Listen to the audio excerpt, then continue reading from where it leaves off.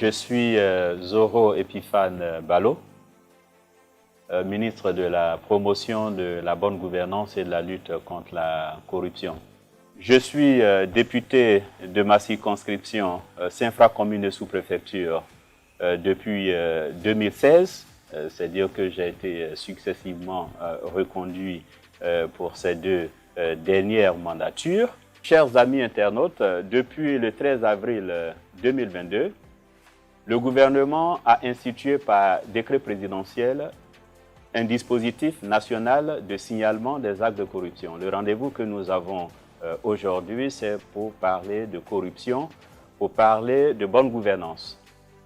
Donc, le gouvernement a mis en place, a créé par décret ce système spatial. Vous allez bientôt être familiarisé à cette plateforme spatiale parce que c'est la plateforme de la société civile, c'est la plateforme des populations, des acteurs, des internautes. Dorénavant, notre pays, à travers ce décret, notre pays dispose d'un moyen de détection des actes de corruption sur l'ensemble du territoire national. C'est une plateforme digitale qui est accompagnée d'un numéro vert, mais également d'un bureau physique de réception des plaintes pour dénonciation d'actes de corruption et infractions assimilées. Cette plateforme vient ainsi renforcer les instruments légaux, institutionnels et opérationnels de lutte contre la corruption qui ne cessent de détruire le fondement des pays et de freiner inéluctablement le développement de nos États. Et c'est parce que la corruption est un fléau que le chef de l'État a décidé donc d'en faire une priorité.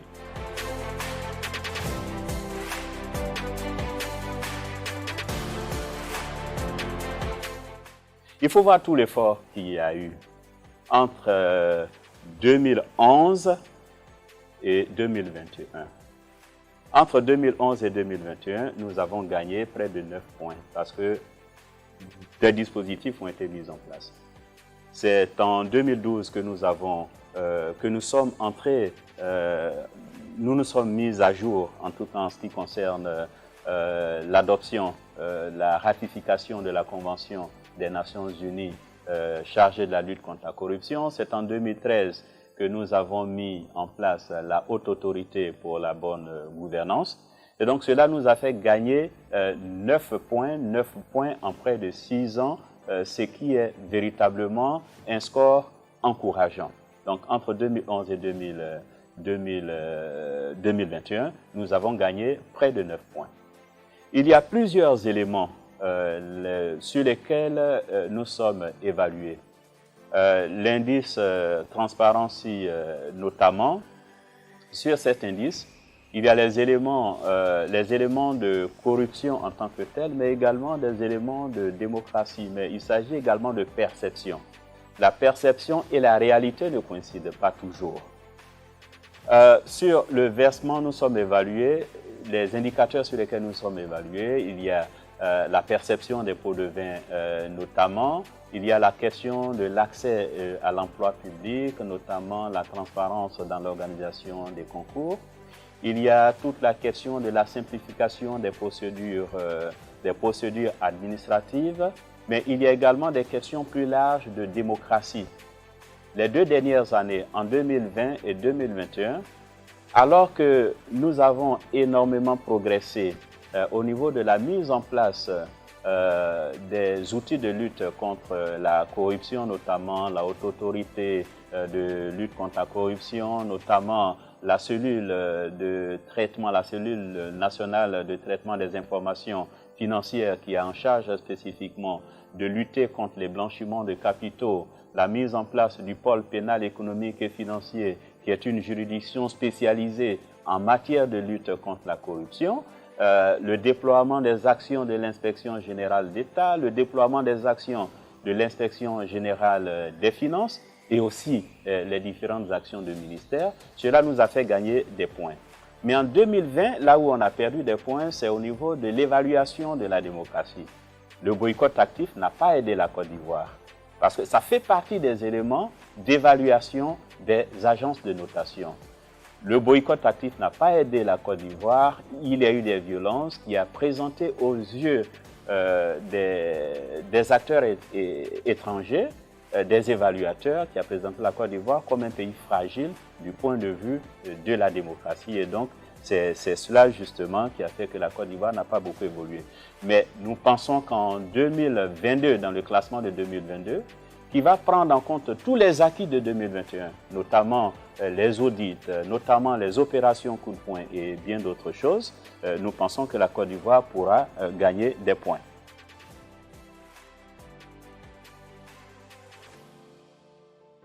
Vous pourrez, si vous avez ces cas de ce genre, paiement de pots de vin lorsque qui que ce soit vous demande de payer des pots de vin, spatia.ci.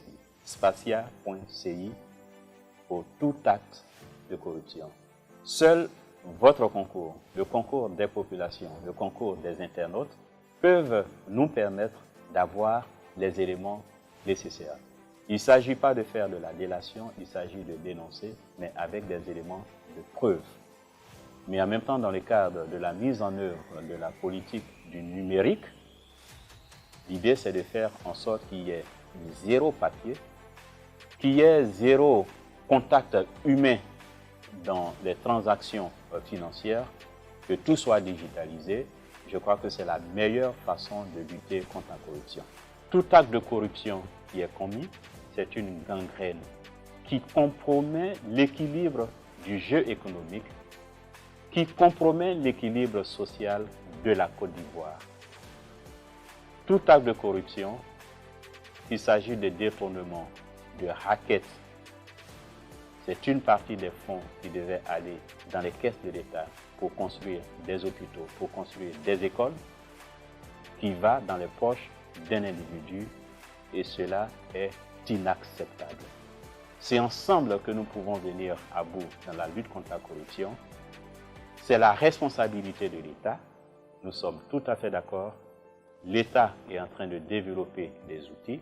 L'État a besoin d'être accompagné par l'ensemble des acteurs économiques, par l'ensemble de la société civile ivoirienne, par l'ensemble des populations vivant en Côte d'Ivoire. Le dispositif spatia.ci de détection des actes de corruption est votre outil. Ce dispositif est une contribution citoyenne à la lutte contre la corruption et ce dispositif est un élément essentiel qui traduit la ferme volonté de l'État de Côte d'Ivoire d'enrayer ce phénomène, de réduire la corruption en Côte d'Ivoire. Tout acte de corruption qui est commis, c'est une gangrène qui compromet l'équilibre du jeu économique, qui compromet l'équilibre social de la Côte d'Ivoire. Tout acte de corruption, qu'il s'agit de détournement, de racket, c'est une partie des fonds qui devaient aller dans les caisses de l'État pour construire des hôpitaux, pour construire des écoles, qui va dans les poches d'un individu, et cela est inacceptable. C'est ensemble que nous pouvons venir à bout dans la lutte contre la corruption. C'est la responsabilité de l'État. Nous sommes tout à fait d'accord. L'État est en train de développer des outils. L'État a besoin d'être accompagné par l'ensemble des acteurs économiques, par l'ensemble de la société civile ivoirienne, par l'ensemble des populations vivant en Côte d'Ivoire.